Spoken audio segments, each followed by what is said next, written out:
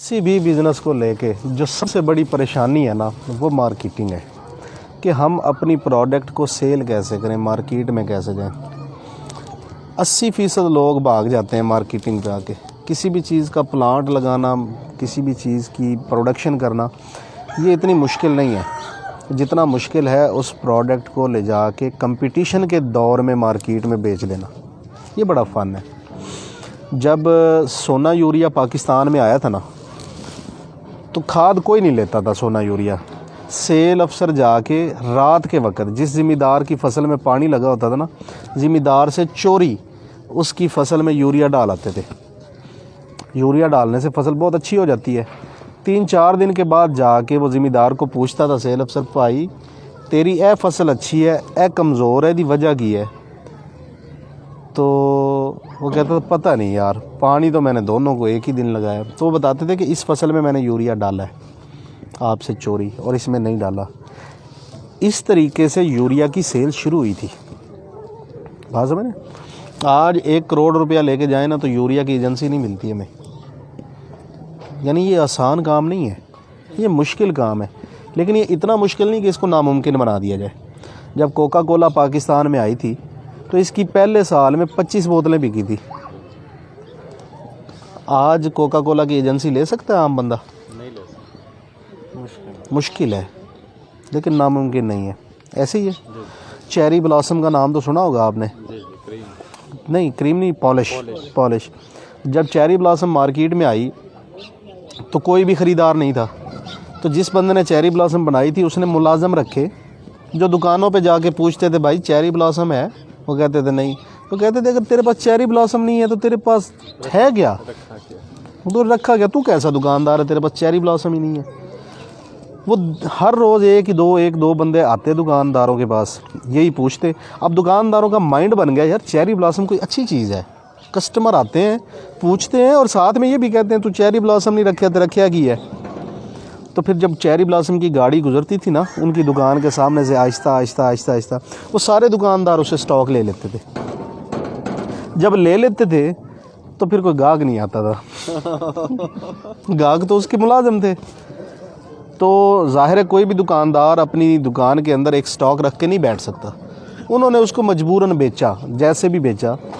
तो जब बेचा तो चीज़ अच्छी थी, लोगों ने दोबारा मांगनी शुरू कर दी। तो आज जब भी पॉलिश का नाम जहन में आता है, तो पहला नाम हमारे जहन में आता है चेरी ब्लॉसम। ऐसे ही शुरुआत हमेशा मुश्किल होती है, लेकिन कहीं ना कहीं से कभी ना कभी करनी पड़ती है।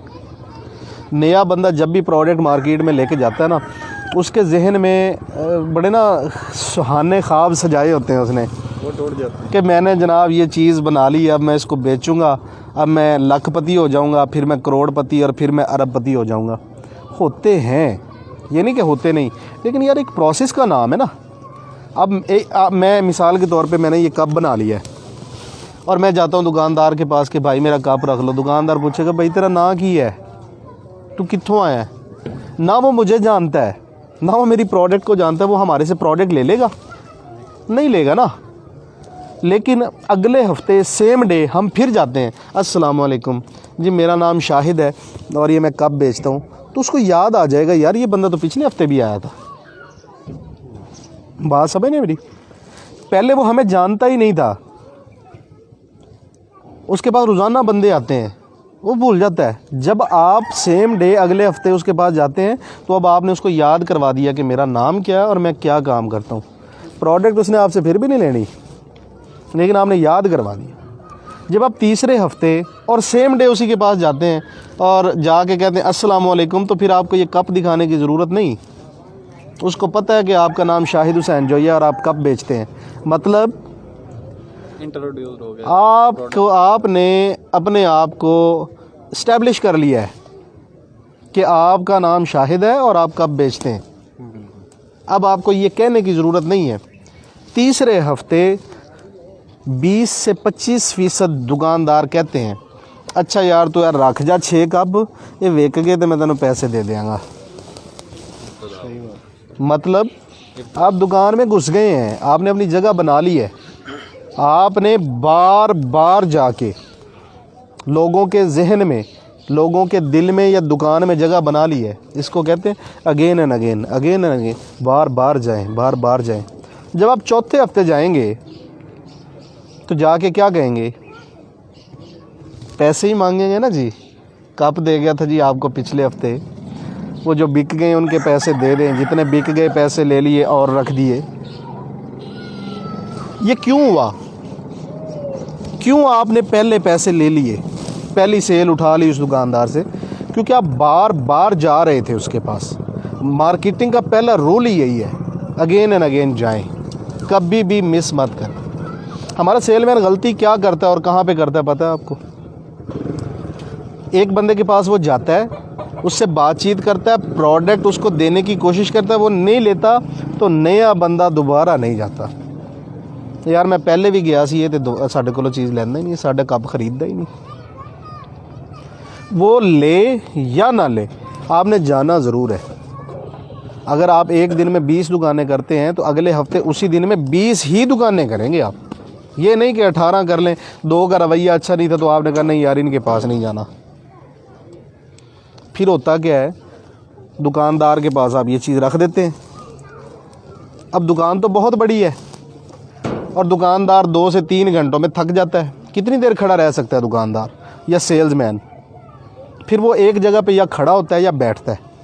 जब वो बैठ जाता है तो फिर उसकी कोशिश होती है और आदत भी होती है कि जो चीज़ें नज़दीक पड़ी है वही बेच दे। कप बेचना है ना, मेरा कप ये है तो किसी और का कप ये है, ये दूर रखा हुआ है, ये नज़दीक रखा हुआ है। जब कप लेने के लिए कोई आ गया ना गाहक, तो उन्हें कहना यार है बड़ा अच्छा है, ले जा। क्यों?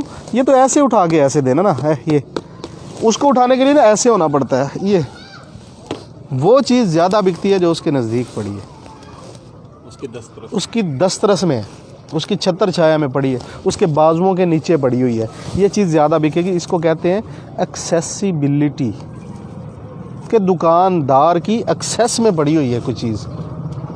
तो हमेशा जो भी चीज़ आप बेचना चाह रहे हैं वो दुकानदार के नज़दीक रखें, ज़्यादा बिकेगी। हमेशा ऐसे होता है।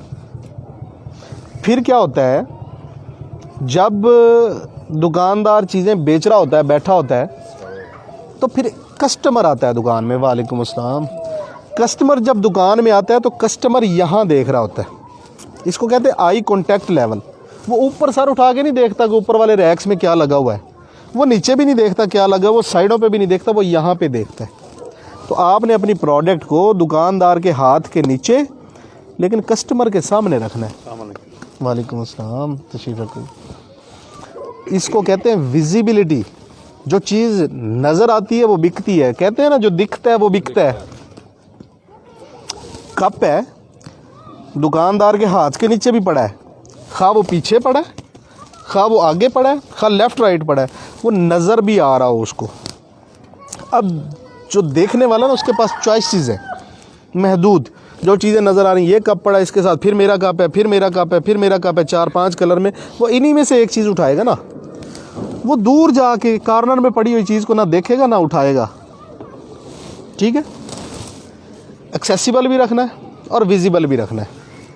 अब एक चीज़ है, दुकानदार जब कहीं भी किसी भी चीज़ को अपने रैक में रखता है तो वो जब उठा के देता रहता है तो वो चीज़ ख़त्म हो जाती है, रैक खाली हो जाता है। जब रैक खाली होता है तो दुकानदार उस रैक को भरता है। अगर तो आपकी प्रोडक्ट पड़ी है तो वो उठा के आपकी ही प्रोडक्ट रखेगा, लेकिन अगर आपकी प्रोडक्ट नहीं पड़ी तो वो इस रैक को खाली नहीं रखेगा, कोई और लगा, वो इसको, ये तो ख़त्म हो गया, वो इसको उठा के यहाँ रख लेगा। अब ये बिकना शुरू हो जाएगा। आपकी प्रोडक्ट का यहाँ होना, इसको कहते हैं अवेलेबिलिटी। आपकी अवेलेबिलिटी गई तो विजिबिलिटी गई, विजिबिलिटी गई तो एक्सेसिबिलिटी गई, एक्सेसिबिलिटी गई तो again and again, again and again सब ख़त्म। आपकी प्रोडक्ट हर वक्त दुकान पे मौजूद होनी चाहिए, वो विजिबल होनी चाहिए यानी नज़र आनी चाहिए, वो दुकानदार की एक्सेस में होनी चाहिए यानी उसके हाथों के नीचे रखी होनी चाहिए। वो चीज़ें ज़्यादा बिकती हैं। सेल्समैन का रवैया बड़ा मैटर करता है। हमारे सेल्समैन क्या करते हैं, मोटरसाइकिल पे हो, कार पे हो, कैरी डब्बे पे हो या वो पिकअप पे हो, हमारे अब मैंने अक्सर देखा है, मोटरसाइकिल वाला आया दुकानदार के सामने, मोटरसाइकिल रोकिए, हाँ चाचा नहीं, चलो जी, ये क्या हुआ है चाचा नहीं, और गया। भाई बाइक खड़ी करो, नीचे उतरो, अस्सलाम वालेकुम चाचा, अस्सलाम वालेकुम भाई, क्या हाल है छोटे भाई, क्या हाल है बड़े भाई, आप ठीक हैं, तबीयत से ठीक है, अच्छा वो आपको आज चाहिए, कब चाहिए, कुछ सेल हुए हैं कब, नहीं यार आज तो सेल नहीं हुई, अच्छा मैं स्टॉक को सीधा करके रख देता हूँ, कब थोड़े टेढ़े हुए पड़े, मट्टी आई पड़ी है, अपने स्टॉक को उठाएं, कपड़ा मारें, सीधा करके रखें, ना दें स्टॉक उसको। 2 मिनट 4 मिनट 5 मिनट दुकानदार के साथ गुजारें, बातचीत करें। बातचीत करने से क्या होता है, अनजानापन जो होता है ना, जिसको हम कहते हैं खौफ जो होता है, वो ख़त्म होता है, कुर्बत बढ़ती है। जब कुर्बत बढ़ती है, तल्लुकात बढ़ते हैं, अच्छा इंप्रेशन पड़ता है, तो सेल्स बढ़ती हैं। लिहाजा कभी मत ऐसा करें कि गाड़ी दूर ही रोकी, मोटरसाइकिल दूर ही रोकी, हाँ चाचा, हाँ भाई, नहीं। जब भी बात करें तमीज़ से करें, अगले बंदे का नाम लेके करें। जब इतने सारे लोग बैठे होते हैं ना, जब मैं कहता हूँ ना बशीर भाई क्या हाल है, बशीर भाई को फील होता है अंदर से, गैर महसूस अंदाज से, कि यार मुझे रिस्पेक्ट मिली है। मैं कहूँ हाँ जी क्या हाल है, ठीक है यार, वो सामान लेना है, ये एक अलग चीज़ है। और मैं कह रहा हूँ बशीर भाई कैसे हैं आप, ठीक है बशीर भाई, थोड़ा सा सामान दूँ मैं आपको। बशीर भाई अंदर से खुश होते हैं, फील आती है। ये फील दें, फील करें, उसको फील करवाएं कि यार मेरी नज़र में आपकी एक अहमियत है, एक इम्पोर्टेंस है। बात समझ, अहमियत देंगे तो वो आपको अहमियत देगा, आपकी प्रोडक्ट को अहमियत देगा। अगर आप उसको अहमियत नहीं देंगे तो वो आपको अहमियत नहीं देगा।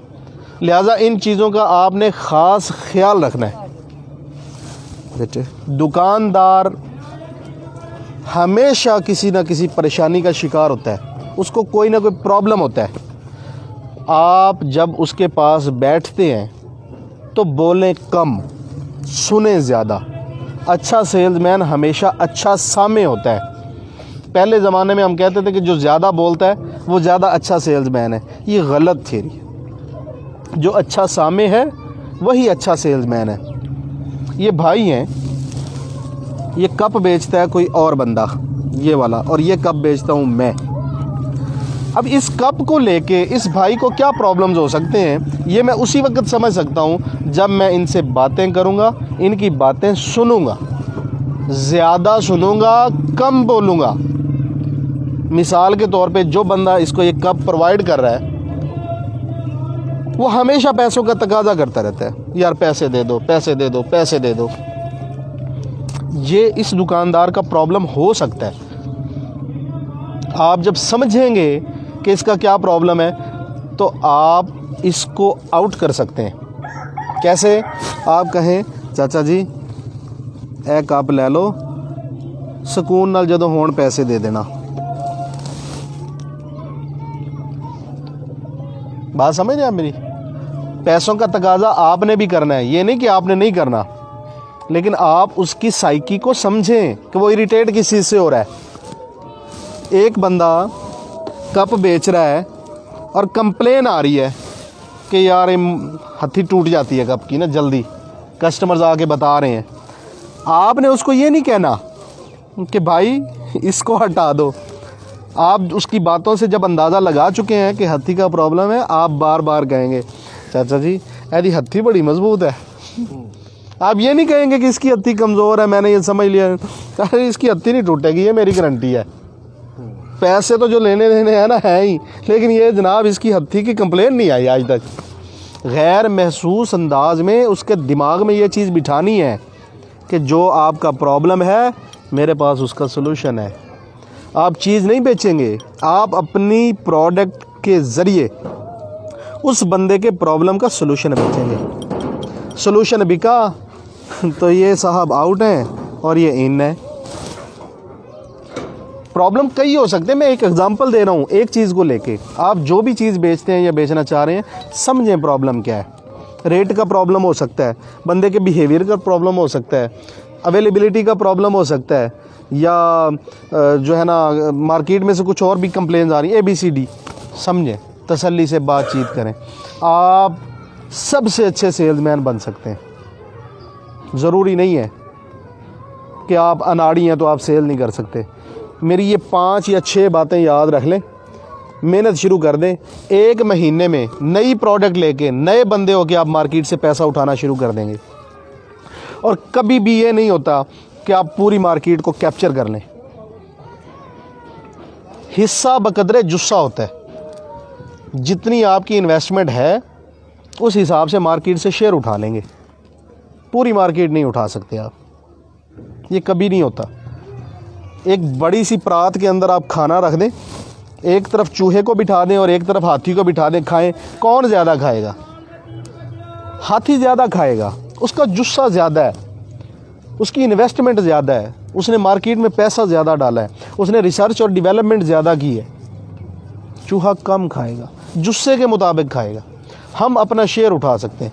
अगर 1 करोड़ रुपए की मार्केट है एक कस्बे के अंदर, एक छोटे शहर के अंदर, तो वहाँ पे 10 बंदे काम करने वाले हैं, तो उन 10 बंदों में से हम 1 करोड़ रुपया में से अपना उतना ही हिस्सा उठाएंगे ना जितनी हमारी इन्वेस्टमेंट है या जितनी हमारी मेहनत है। ये तो नहीं हो सकता करोड़ का करोड़ हम ले लें। हम उस करोड़ में से 2 लाख, 4 लाख, 5 लाख, 10 लाख निकाल सकते हैं, और यही मार्केट का असूल है। इससे ज़्यादा हम नहीं उठा सकते। लिहाजा कभी भी दिल छोटा नहीं करना, फेड अप नहीं होना। अपनी प्रोडक्ट को समझें कि ये क्या है, इसके अंदर क्या स्ट्रेंथ है, क्या जान है, इसकी खूबियाँ क्या और इसकी खामियाँ क्या हैं, और उसके बाद मार्केट के इन 6 असूलों को लेकर जाएं।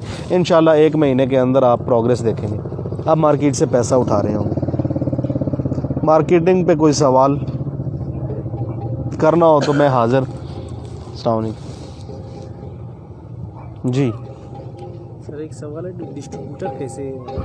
डिस्ट्रीब्यूटर को खुद के साथ कैसे जोड़ें? डिस्ट्रीब्यूटर को 2 चीज़ें चाहिए। डिस्ट्रीब्यूटर को 2 चीज़ें चाहिए, प्रोडक्ट की कंप्लेन ना आए और रेट अच्छा हो। डिस्ट्रीब्यूटर को इसके अलावा कुछ भी नहीं चाहिए। उधार जो बंदा ज़्यादा देता है डिस्ट्रीब्यूटर उसी का होता है। आप उधार देने की कैपेसिटी रखते हैं, आप बिल्कुल इन हो जाएंगे, डिस्ट्रीब्यूटर आपको जनाब सर आंखों पे बिठाएगा। अगर आप उधार नहीं दे सकते तो डिस्ट्रीब्यूटर आपको लिफ्ट भी नहीं करवाएगा। सिंपल, इसमें कोई वो लंबी चौड़ी तमहीद ही नहीं है।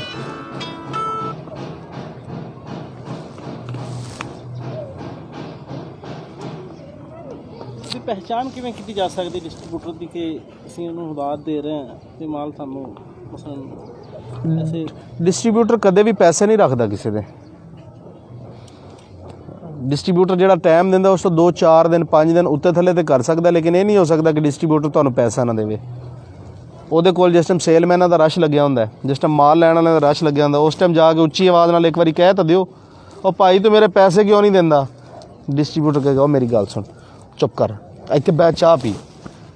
ਉਹਨੂੰ ਆਪਣੀ ਇੱਜ਼ਤ, ਆਪਣੀ ਰਿਪਿਊਟ ਬਹੁਤ ਜ਼ਿਆਦਾ ਪਿਆਰੀ ਹੈ। अगर तुहाड़ी चीज़ ख़राब है वो तो कहेगा भाई तेरी चीज़ ख़राब है, चुक अपनी चीज़ और जा। लेकिन अगर तेरी चीज़ ठीक है ना, तेरा पैसे नहीं रखेगा। अगर ओदी रिप्यूट एक दफ़ा ये बन गई कि लोगों के पैसे खा जाता, किहड़ी कंपनी ओदे नज़दीक लगेगी?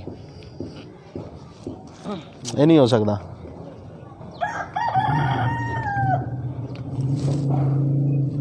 तुहाडा कोई सवाल?